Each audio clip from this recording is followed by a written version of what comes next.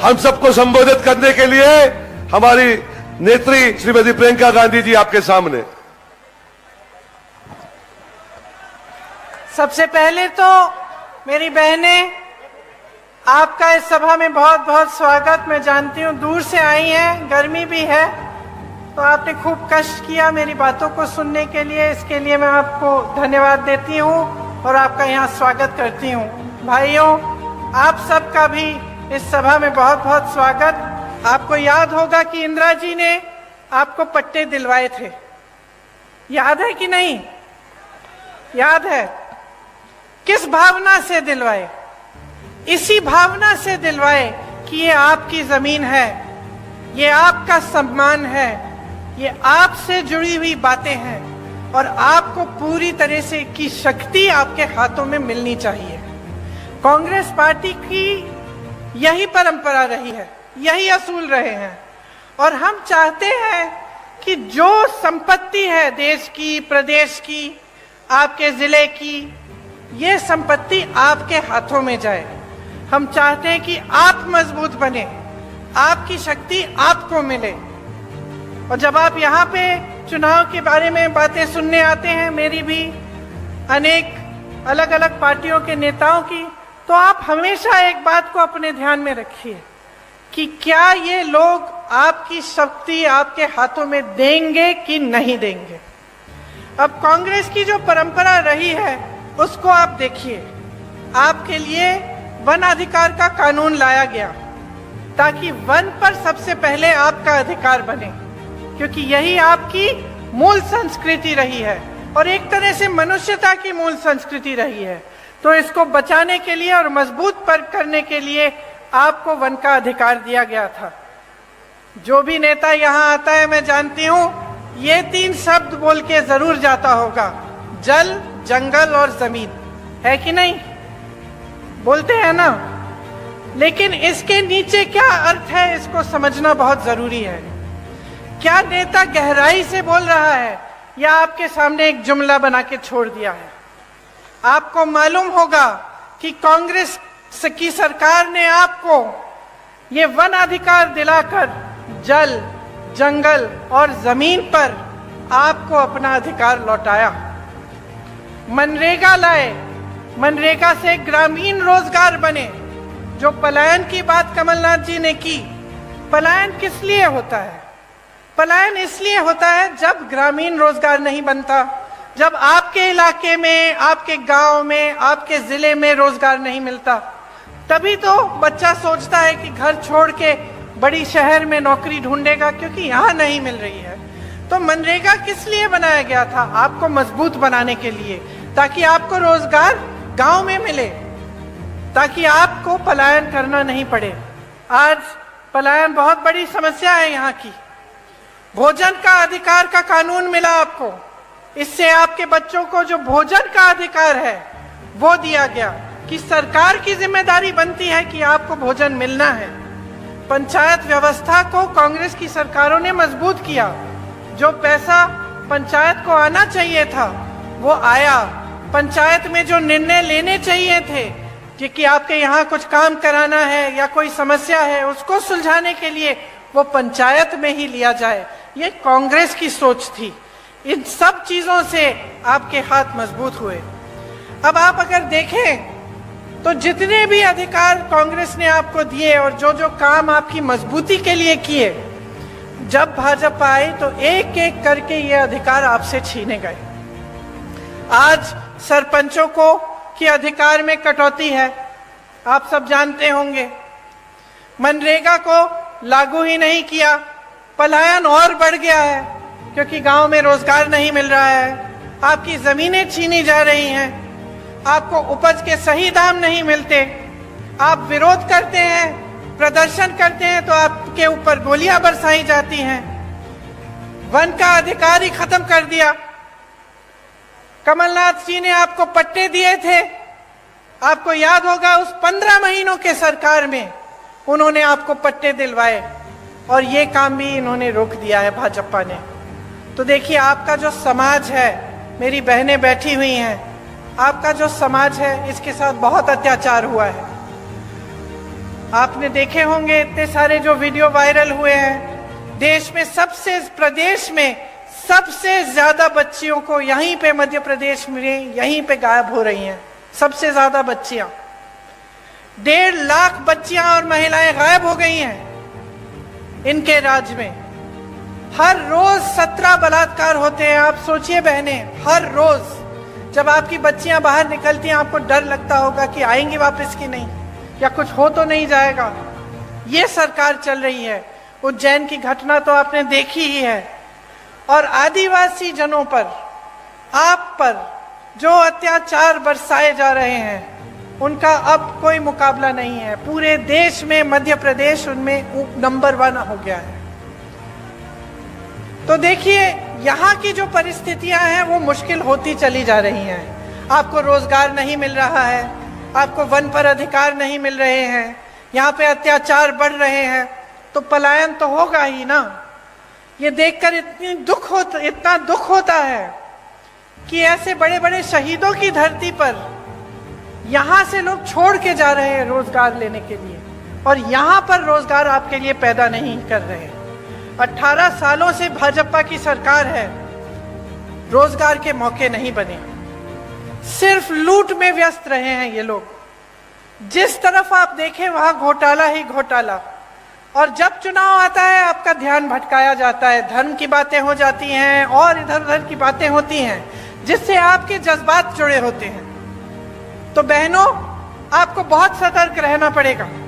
आपको समझना पड़ेगा कि इधर उधर की बातों से सिर्फ आपका ध्यान भटकाया जाता है। और सबसे जरूरी बात यह है कि यहाँ पर महंगाई कैसे कम होगी, आपके लिए रोजगार कैसे बनेगा, आपकी संस्कृति का बचाव कैसे होगा, और आप यहाँ पर विकास कैसे आएगा ताकि आप यहाँ पे आगे बढ़ पाएंगे। यहाँ पे तेंदुपत्ता के बहुत सारे मजदूर हैं। आप जानते ही हैं, मुझसे अच्छी तरह जानते हैं कि कितना शोषण हो रहा है। तेंदुपत्ता चुनने का काम करने वाले भाई बहन दिन भर काम करते हैं। सुबह निकलते हैं, शाम तक, सूरज के ढलने तक तेंदुपत्ते को चुनते हैं, बहुत मेहनत करते हैं, एक एक पत्ती की गड्डी बनाते हैं, फिर उसे ले जाकर बेचते हैं। महिलाएं पत्ता बेचने जाती हैं और देर रात तक नहीं लौटती। लेकिन इन्हें क्या सही दाम मिल रहा है तेंदुपत्ता का? आप बताइए। तेंदुपत्ता बोनस में भी भ्रष्टाचार किया हुआ है, अभी तक नहीं मिला। किस किस को मिला है बोनस? तो मिलेगा कैसे जब भ्रष्टाचार किया है इसमें? आप सोचिए, हर जगह भ्रष्टाचार कर रहे हैं। आपकी महिलाएं जाके तेंदुपत्ता रोज उसका काम करती हैं, उसको चुनने का काम करती हैं, सुबह से शाम तक काम करती हैं, रात को घर आती हैं, और बोनस में ये भ्रष्टाचार करते हैं, पैसे ये बनाते हैं। आपको सही दाम नहीं मिलता। आपको मालूम है कि छत्तीसगढ़ में 4000 रुपए मिलता है तेंदुपत्ता का दाम।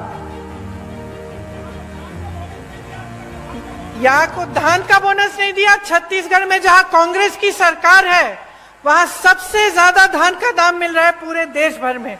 ये काम कर रही है कांग्रेस की सरकार।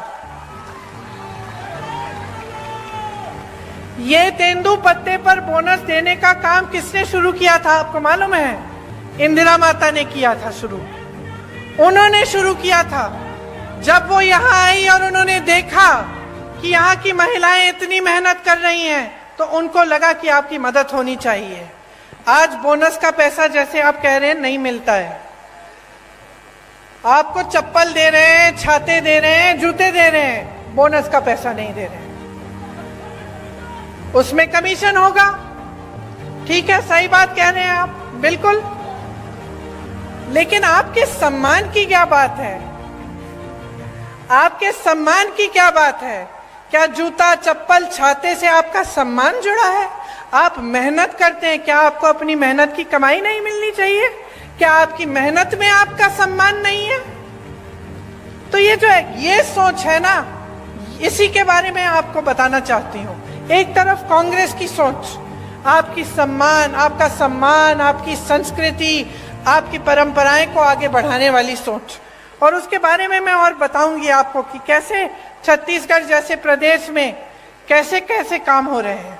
और दूसरी तरफ भाजपा की सोच जो है कि जब आप सत्ता में हैं कुछ नहीं करें, जनता को आगे बढ़ाने का काम नहीं करें, भ्रष्टाचार करते जाएं, जहां पे आपको मौका मिला वहां हाथ मार लिया, पैसे लूट लिए, काम नहीं किया। चुनाव आने का समय आया, 18 साल से जो आपने काम नहीं किया वो चुनाव के 18 दिन पहले आप शुरू कर लेते हैं। ये घोषणा करेंगे महिलाओं के लिए, आदिवासी जनों के लिए घोषणा करेंगे, कोई और घोषणा कर देंगे बच्चों के लिए, युवाओं के लिए। लेकिन जब आप 18 साल से आपकी सरकार है, जब आप सत्ता में हैं और आप थे, तो आपने क्यों नहीं किया ये काम, ये मैं पूछना चाहती हूँ। और मैं चाहती हूँ कि आप सबका ध्यान इसी तरफ आकर्षित हो। आपको आपके सम्मान की कमाई मिलनी चाहिए। ये जो इन्होंने चप्पल, जूते, छातों की बात की है ना, इसको बंद कराइए। देखिए, थोक में खरीदते हैं, आपको एक जोड़ी चप्पल पकड़ा देते हैं, आपका कौन सा साइज है नहीं है वो भी नहीं मालूम, ऐसे ही पकड़ा देते हैं और सोचते हैं कि ये चप्पल, ये जूते, ये छाते आपको पकड़ाने से आप चुप हो जाएंगे और अपना बोनस नहीं मांगेंगे।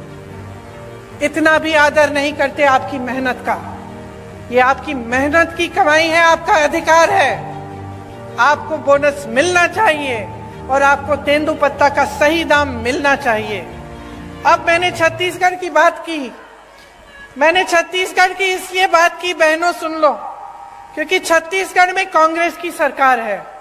अभी अभी कुछ दिनों पहले मैं बस्तर गई थी, जहां पे आपकी तरह, यहाँ की तरह आदिवासी संस्कृति है, आदिवासी बहन भाई रहते हैं। तो वहां जो कांग्रेस की सरकार है, सबसे पहले तो आज के दिन तेंदुपत्ता के लिए वहां पे 4,000 रुपए मिल रहे हैं पर बोरा, प्रति बोरा। आदिवासी क्षेत्र को उन्होंने एक ब्रांड बना दिया है, मतलब पूरी दुनिया में जाना जाता है बस्तर की ये आदिवासी क्षेत्र है, एक ब्रांड है। वहां पे बड़े बड़े मिलेट के प्रोडक्शन के प्लांट लगा दिए हैं ताकि वहां की जो उपज है उसमें से ऐसी ऐसी चीजें बनी जो पूरी दुनिया में, पूरे देश भर में पहुंच सके। वहां कोदा, कुटकी, रागी, ज्वार जो उगता है उसमें से ऐसी ऐसी चीजें बनाई हैं जो दिल्ली की बड़ी बड़ी दुकानों में बिक रही हैं। अच्छा, वहां इंग्लिश मीडियम स्कूल खोले हैं अपने आदिवासी बहन भाइयों के लिए। वहां की ये नीति है कि आदिवासी पाठशालाएं बनाई हैं जिसमें आपकी संस्कृति सिखाई जाती है। गौठान में रोजगार बनाए हैं ताकि जो मेरी बहनें हैं, मैं आपको बताना चाहती हूँ, जो काम कांग्रेस की सरकार ने छत्तीसगढ़ में किया, मैं गई थी काम को देखने के लिए। वहां मैं कुछ महिलाओं से मिली, वहां जो स्वयं सेवा समूह है उनके गौठान है, और मैंने पूछा कितना कमा रही हो बहन? पता है क्या जवाब मिला? 1 लाख से 6 लाख रुपए बहनें कमा रही हैं गौठान चला के। तो क्या आप नहीं चाहेंगे कि आपके प्रदेश में भी एक ऐसी सरकार आए जो आपको समझे और ये समझे कि आपकी जरूरतें क्या है? गौठान बनाएंगे या इसमें से हम कैसे कैसे काम करा सकते हैं, कहाँ कहाँ रोजगार पैदा हो सकता है बहनों के लिए, भाइयों के लिए, कैसे ऐसे वन के उपज हैं जिनको हम आगे बढ़ा सकते हैं। आपको पता नहीं होगा, छत्तीसगढ़ में 60 से ज्यादा वन उपज को समर्थन मूल्य दिया जाता है, मतलब कि उसका दाम आपको मिलता है। यहाँ तो आपको एक तेंदुपत्ता का नहीं मिल रहा है, वहां 67 वन उपज के लिए आपको सही दाम मिलता है। तो आप सोचिए कि अगर आप सही सरकार चुनते हैं और आप सही पार्टी को वोट देते हैं, जिसके नेता आपको गुमराह करने के लिए काम नहीं करते, आपको आगे बढ़ाने के लिए काम करते हैं, तो कितनी तरक्की आ सकती है आपके जीवन में। आप में हुनर है, हमारी बहनें गुलदस्ता बनाती हो, खिलौने बनाते हो, पेंटिंग बनाते हो, मूर्तियां बनाते हो, हुनर है ना, कला है और आपकी अपनी है। अब इसको लेकर अगर देश भर में, दुनिया भर में आप इसको भेज सकते हैं और इसके जरिए आप कमा सकते हैं तो आपके लिए कितना अच्छा होगा। और यही काम हमारी सरकारें करके दिखा रही हैं। छत्तीसगढ़ में कर रही हैं, राजस्थान में कर रही हैं। आपका सम्मान देश भर, दुनिया भर में फैलता है और बनता है। यहाँ भी हम चाहते हैं कि अगर सरकार आएगी तो ये एक घोषणा है कि मैं करने जा रही हूँ कि तेंदुपत्ता के लिए प्रति बोरा 4,000 रुपए यहाँ पे भी आपको दिलवाया जाएगा। और जैसे छत्तीसगढ़ में पेशा कानून लागू किया है, उस तरह से यहाँ पे भी पेशा कानून लागू होगा। आपने तो देखा होगा कि आज मध्य प्रदेश में कैसी सरकार चल रही है। मेरे ख्याल से 225 महीनों की सरकार है और 250 घोटाले हैं।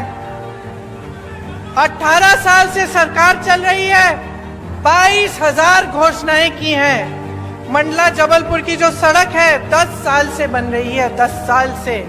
पहले 4 लेन की बन रही थी, अब 2 लेन की बन रही है, लेकिन 10 सालों में बना नहीं पाए। वही मैं कह रही हूं, ढंग से नहीं बनी है। आप आ जाइए ना मंच पे।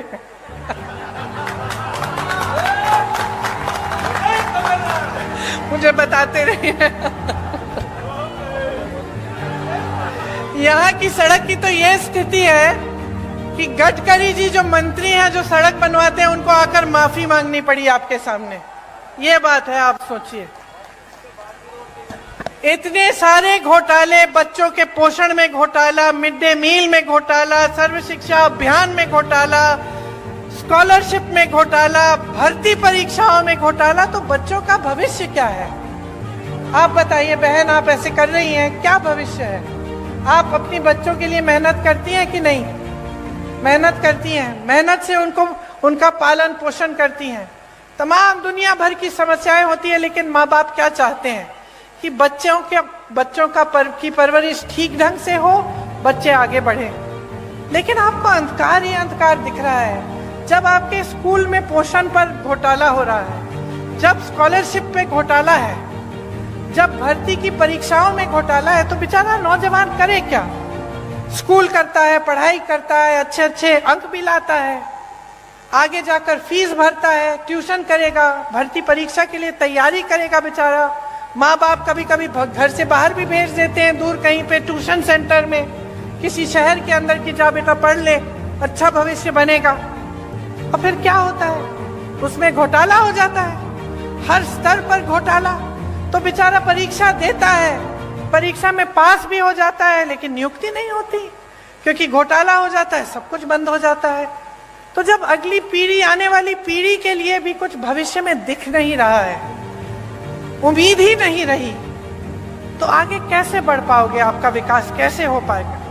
सबसे बड़ा व्यापम का जो घोटाला हुआ यहाँ, पता नहीं कितने लोग मर गए उसमें, किसी ने इंक्वायरी, जांच तक भी नहीं कराई। और वही सरकार चली जा रही है। मां नर्मदा पे घोटाला, महाकाल में घोटाला, मंदिर में जो मूर्तियां लगाई हैं उस पर भी घोटाला। तो थक नहीं गए हो आप? थक गए हो ना? क्योंकि आखिर देखिए, जो नेता होते हैं, राजनीति में आते हैं, किस लिए आते हैं? ज्यादातर तो ये भावना रख के आते हैं कि कुछ सेवा करेंगे, आपको आगे बढ़ाएंगे, और आपको भी उनसे कुछ उम्मीद रहती है कि ठीक है, ये मेरे गांव का एक नेता है, हमें मेरे करेगा, है कि नहीं? लेकिन जब आपको दिखता है कि चाहे कुछ भी मंच पे आकर कुछ भी कह रहे हैं, आपको कुछ भी कहानियां सुना रहे हैं, लेकिन सच्चाई इनकी कुछ और है। जब आपको दिख रहा है कि सालों से, 10 सालों से आपकी सड़क नहीं बन पा रही है, जब आपको दिख रहा है कि यहाँ नर्मदा मैया में घोटाला हो रहा है, आपके बच्चे आगे बढ़ नहीं पा रहे हैं, यहाँ से पलायन करके चले जा रहे हैं बड़े बड़े शहरों में भटकते हुए नौकरी ढूंढने के लिए, तो क्या आप नहीं सोचते कि बहुत हो गया है, कि अब सरकार बदलने का समय आ गया है? जिन्होंने भ्रष्टाचार किया है उनको सबक सिखाने का समय आ गया है, और एक ऐसी सरकार लाने का समय आ गया है जो आपके लिए काम करे। मैं तो ये भी नहीं कह रही हूं कि मेरी बातों पर चलो, अपना अनुभव होगा ना आपका। अब आप बताओ, आपके जीवन में तरक्की आई है क्या इन सालों में? जो छोटे दुकानदार हैं, छोटे उद्योगपति हैं, क्या आपका बिजनेस बढ़ा है? नहीं बढ़ा। जो किसान बैठे हैं उनकी खेती, क्या उससे खेती से उम्मीद रख सकते हैं कि उनको सहायता मिलेगी सरकार की, कि रोजगार बनेंगे और मजबूत, कि कमाई अच्छी होगी? क्या उम्मीद रखते हो आप?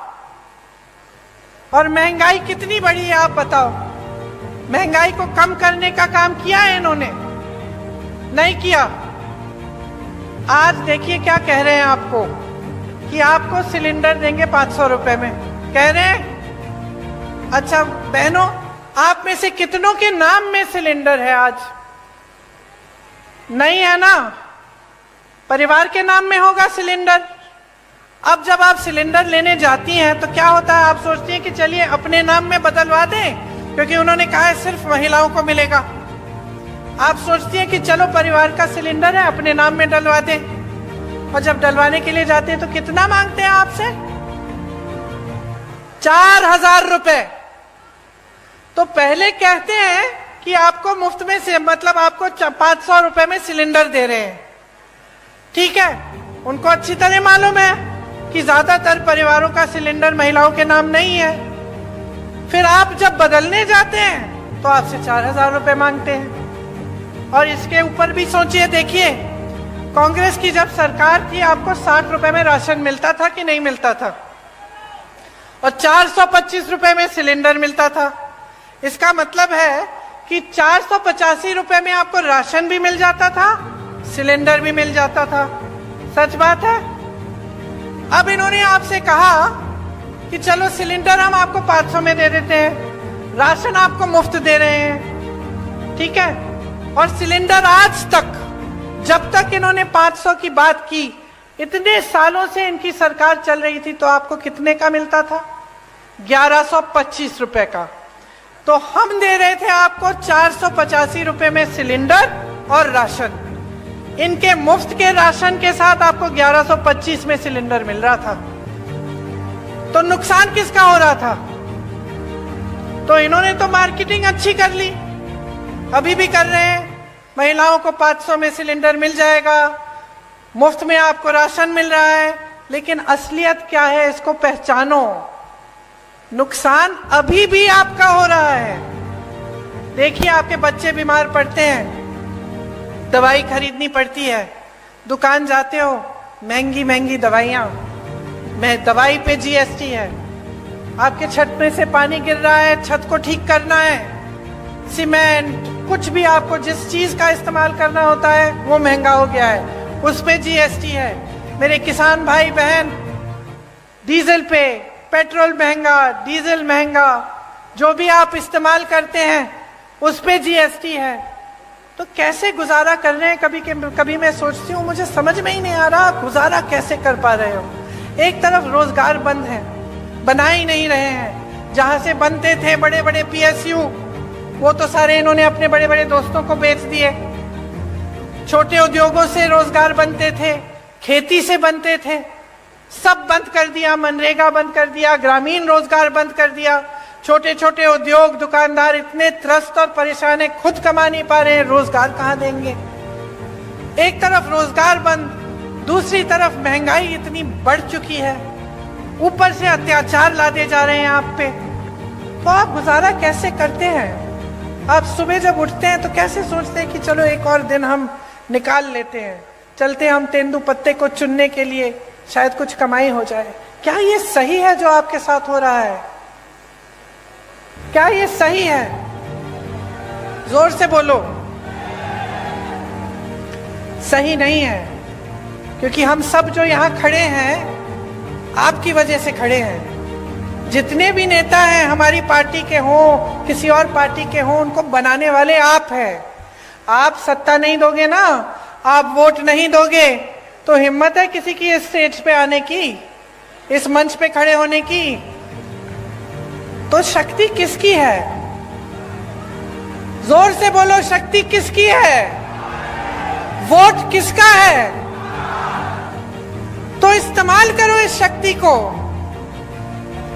आंख मत बंद करो, जागरूक बनो, अपनी शक्ति को समझो, इसे पहचानो। ये जो खेल खेले जाते हैं आपके साथ, इनको देखो, कितने पद खाली हैं इस सरकार में। आप कहीं भी किसी भी स्तर पर देखिए पद खाली पड़े हैं, लेकिन यहाँ के नौजवान बेरोजगार हैं। क्यों? पद पड़े हुए, पद दो, भरो उनको। नहीं, आप भर्ती के घोटाले करते हैं, भरना नहीं चाहते। आप स्वास्थ्य की व्यवस्था में देखिए, 70,000 शिक्षकों के पद खाली हैं। स्वास्थ्य व्यवस्था में हर स्तर पर 90% से ज्यादा पद खाली हैं। ये मंडला में आपका अस्पताल नहीं है आज तक। 18 सालों से सरकार है, आपको दूर दूर जाना पड़ता है जब आप बीमार पड़ते हैं। क्यों? ये सरकार तो आपने बनाई है। जैसे मैंने कहा, सत्ता आपने दी है, वोट आपका था, तो अब जिम्मेदारी भी तो आपकी बनती है। मैंने कहा, मैं इंदिरा जी की पोती हूं, एक बहुत बड़ी जिम्मेदारी है कि मैं आपके सामने सच बोलूं, कि मैं जो बातें करूं वो बातें करके भूल न जाऊं। लेकिन आपकी भी बहुत बड़ी जिम्मेदारी है। आपके भी पूर्वज इस देश के लिए शहीद हुए।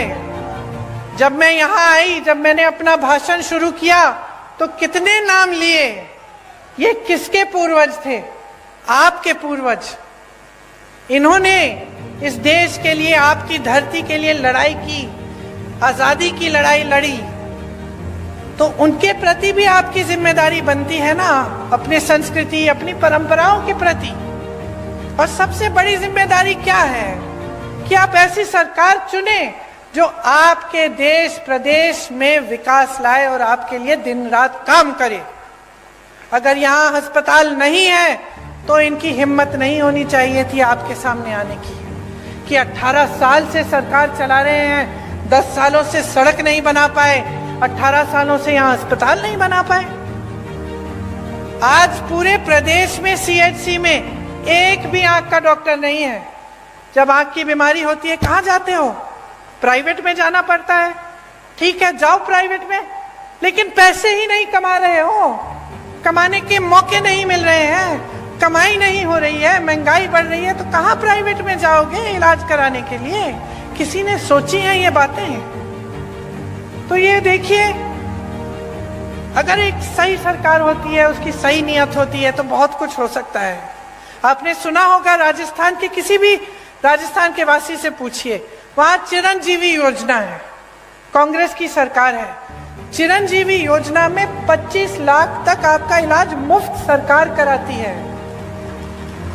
मैं तो हार्ट पेशेंट से मिली हूं वहां, कि उनकी पूरी हार्ट की सर्जरी, दिल की सर्जरी की है, और सरकार ने पूरे पैसे भरे उसके लिए, 15 लाख रुपए। इसी तरह से छत्तीसगढ़ में भी ऐसी योजनाएं हैं जिससे इलाज मुफ्त हो रहा है। मैं एक बच्चे से मिली, उसको एक खून की बीमारी थी, उसके पिताजी हाथ जोड़ के कह रहे थे कि कांग्रेस की सरकार ने इसका पूरा इलाज कर दिया है। रोजगार बनाने का काम सरकार की जिम्मेदारी होती है। नौजवानों का जो भविष्य है वो सरकार की जिम्मेदारी है। आपने सुना होगा कि हम बार बार कहते हैं कि जाति जनगणना होनी चाहिए। इससे पता चलेगा कि ओबीसी के कितने लोग हैं, दलित के कितने लोग हैं, अनुसूचित जनजाति के कितने लोग हैं इस देश में। और आप सोचिए कि भाजपा की जो देश में केंद्र में सरकार है, इसके बारे में बात नहीं करना चाहती। अरे हम तो यही कह रहे हैं कि गिनती तो करो। हम ये मांग कर रहे हैं कि गिनती करो, हमें बताओ।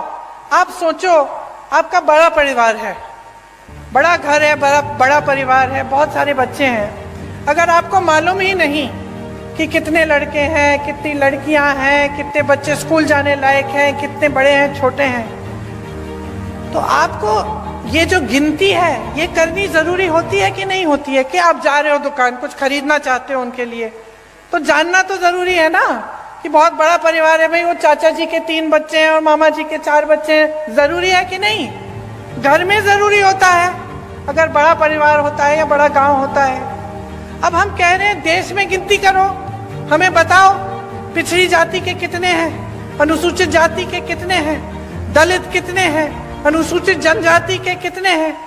गिनती करो, तभी हमें पता चलेगा कि इनके साथ सही न्याय हो रहा है कि नहीं हो रहा है। क्योंकि आज न्याय नहीं हो रहा है। बिहार में ये गिनती की गई जिसे जनगणना कहते हैं, क्या पता चला? 84% लोग ओबीसी, दलित और अनुसूचित जनजाति के हैं, ये पता चला। अब जब देखा कि पद कितने कितने लोगों के पास है, बड़े बड़े पद, चाहे अधिकारी हो चाहे किसी भी क्षेत्र में हो, तो पता चला कि कहीं नहीं है। जिन लोगों की आबादी ज्यादा है उनको पद नहीं मिल रहे हैं, उनको मौके नहीं मिल रहे हैं। तो जब हम कहते हैं कि जाति जनगणना करो, हम सिर्फ ये कह रहे हैं कि भाई गिनती करो ताकि न्याय हो सके, ताकि जितने ओबीसी हैं उनको न्याय मिल सके, जितने अनुसूचित जनजाति के लोग हैं उनको न्याय मिल सके। जब हम नौकरियों की बात करते हैं, रोजगार की बात करते हैं, आरक्षण की बात करते हैं, तो ये सब हो सके। लेकिन ये सरकार इतना भी नहीं करना चाहती, ये इतना भी नहीं करना चाहते। कहते हैं कि हम ये कह रहे हैं क्योंकि हम जनता और समाज को बांटना चाहते हैं, इसलिए। लेकिन हम इसलिए कह रहे हैं क्योंकि हम न्याय दिलवाना चाहते हैं, और ये इसलिए नहीं कर रहे हैं क्योंकि ये न्याय नहीं दिलवाना चाहते हैं। आज किसान परेशान है, यहाँ के मेरी आदिवासी बहन भाई परेशान हैं, नौजवान परेशान हैं। तो आप सोच समझ के अपना वोट डालिए, क्योंकि इस वोट से आपके अगले 5 साल तय होंगे। आपके बच्चों का भविष्य क्या होने वाला है वो तय होगा। 1.5 साल में कांग्रेस पार्टी ने यहाँ कितने काम किए?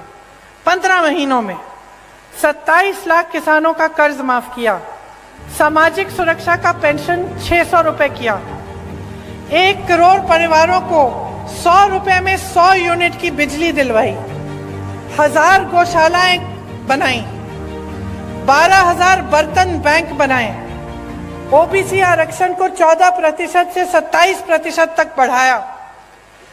कांग्रेस की सरकार आपके लिए काम करके दिखाती है। आज भी आपके सामने कुछ गारंटी लाई है, इनके बारे में मैं 2 मिनट के लिए आपको बताती हूँ, उसके बाद आप जा सकते हैं घर। कष्ट हो रहा है, शायद धूप भी है। देखिए, जैसे किसान को कर्ज माफ करने का काम हमने शुरू किया था, उसको हम फिर से शुरू करेंगे। तो किसानों का कर्ज माफ करेंगे। 100 रुपए में जैसे 100 यूनिट बिजली आपको पहले दिलवाई थी, वो फिर से दिलवाएंगे। 200 यूनिट की बिजली हाफ की जाएगी, बिल हाफ की जाएगी, मतलब उसकी बिल आधी आएगी। पुराना पेंशन लागू होगा। जितने भी अधिकारी हैं, सरकारी जो रोजगार होता है उसका महत्व यही होता है कि जब वो रोजगार मिलता है, वो नौकरी मिलती है, तो हमें लगता है कि चलो ठीक है, रिटायर होने के बाद भी कुछ आते रहेगा, हम सही सलामत सुरक्षित रहेंगे। आज वो भी छीना गया है आपसे। तो जहां जहां कांग्रेस सरकार में है, अभी भी ओपीएस लागू है, और हम चाहते हैं कि प्रदेश में, मध्य प्रदेश में भी लागू होगा। गैस के सिलेंडर के लिए जैसे हमने पहले कहा, आपको 500 रुपए में आपको सिलेंडर मिलेगा। महिलाओं को 1500 रुपए प्रति माह दिया जाएगा, आपके खातों में आएगा बहने। 5 हॉर्स पावर की सिंचाई की बिजली किसानों को मुफ्त मिलेगी। ओबीसी का आरक्षण 27% तक रहेगा, और जाति जनगणना जिसकी बात मैंने की, वो गिनती जिससे आपको आगे जाकर न्याय मिल पाए, वो हम मध्य प्रदेश में करेंगे। जहां भी 50% से अधिक आदिवासी आबादी है, वहां 6ठी अनुसूची डाली जाएगी। अनुसूचित जाति और अनुसूचित जनजाति से के खाली पड़े बैकलॉग पदों पर तत्काल उनको भरा जाएगा, जो पहले से खाली पड़े हैं। पीएम आवास योजना में जो शहर और देहात में आपको अलग अलग धनराशि मिलती है, तो शहर में आपको अगर घर बनाना हो या कुछ बनाना हो, वहां अलग धनराशि, गांव में आपको कम मिलती है। लेकिन सीमेंट, सरिया, बालू का दाम तो गांव में भी उतना होता है, बल्कि गांव में जब आपको ढुलाई करवानी पड़ती है तो आपको दूर जाना पड़ता है। तो एक तरह से आपको और भी दिक्कत होती है। तो हमने तय किया है कि जो पीएम आवास योजना में जितना शहर में मिलता है उतना ही आपको गांव में धनराशि मिलेगी। देखिए, आपने पिछले चुनाव में, अच्छा एक और घोषणा है जो अभी अभी बताई गई मुझे, इसमें बच्चों की जो शिक्षा है पहली कक्षा से लेकर 12वीं तक स्कूल की शिक्षा निशुल्क होगी। इस योजना का नाम रखा है पढ़ो और पढ़ाओ योजना। तो ये भी एक और घोषणा है। अब देखिए, पिछले चुनाव में आपने अपना जनादेश दिया। ये जनादेश क्या था? आपने कांग्रेस की सरकार चुनी, इसको धन आदेश के दम पर बदला गया। रिश्वत दी, हमारे विधायकों को खरीद लिया, कुछ लोग छोड़ के चले गए और एक नई सरकार बनी, भाजपा की सरकार बनी। अब आपने 3.5 सालों में इनकी नीयत देख ली है। क्या कह रहे हैं?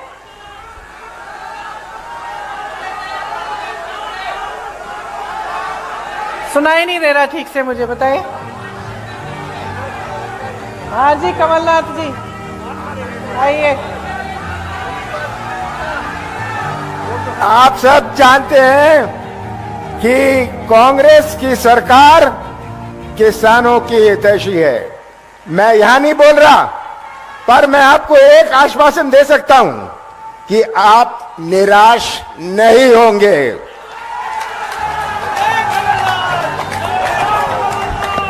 तो देखिए, सीधी सीधी बात है, अपनी सच्चाई को समझो।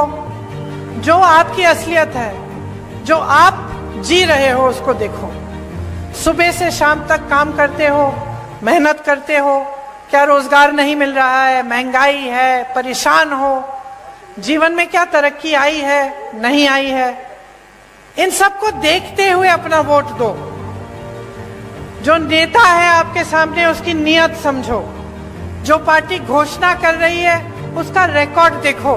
अच्छा, ये घोषणा कर रहे हैं, इनके दूसरे प्रदेशों में देखो क्या हो रहा है। मैं कह रही हूं, अगर यहाँ पे 4,000 रुपए मिलेगा तेंदुपत्ता के लिए, तो देखो छत्तीसगढ़ में मिल रहा है। अगर धान की कीमत बढ़ाई जाएगी तो देखो छत्तीसगढ़ में सबसे ज्यादा आज मिल रही है पूरे देश में। तो ये सब बातें देखिए, मेरा मानना है कि जनता से ज्यादा किसी में विवेक नहीं है, मेरा मानना है। और मैं, कोई कुछ भी कह ले, मैं जानती हूं कि आप में विवेक है, सबसे ज्यादा अनुभव है और आप सच्चाई को अच्छी तरह से पहचानते हैं। अगर आज तक मेरी दादी इंदिरा जी को आप याद करते हैं, उनको माता कहते हैं कि इसलिए क्योंकि आपने सच्चाई को पहचाना, आपने सही नियत को पहचाना। जो आपके लिए दिन रात काम करने के लिए तैयार था, उसको आपने देखा, आपने उन्हें आगे बढ़ाया, उन्होंने आपको आगे बढ़ाया। यही रिश्ता होना चाहिए नेता और जनता में, आप में और हम में। तो इसलिए आज यहां खड़े होकर मैं वोट नहीं, आपकी जागरूकता मांगती हूं आपसे। जागरूक बनो। अगर आप जागरूक बनोगे तो खुद समझ में आ जाएगा कि जिस दिन मध्य प्रदेश में कांग्रेस की सरकार आएगी, उस दिन से आपके लिए काम सही मायने में शुरू होगा और आपकी प्रगति होगी। इसीलिए चुनाव के दिन मेरी बातों को भूलना मत, अच्छी तरह से याद रखना। ये जो घोषणाएं हम कर रहे हैं, ये हम ऐसे नहीं कर रहे हैं, हमने प्रदेशों में करके दिखाया है। हमारा रिकॉर्ड देखिए, हमारी नियत को पहचानिए और खूब जोर से कांग्रेस पार्टी को वोट दीजिए। भारी से भारी बहुमत से जिताइए, ताकि एक ऐसी सरकार बने जिस पर आपको गर्व हो। ऐसे अच्छा, यहाँ एक और घोषणा है कि कांग्रेस सरकार में जो ये पढ़ो और पढ़ाओ योजना है, इसके तहत 500 रुपए हर महीने मिलेंगे। 9 से 10 तक हर बच्चे को हर महीने 1,000 रुपए मिलेंगे और 11 से 12 कक्षा में हर बच्चे को 1500 रुपए हर महीने मिलेंगे।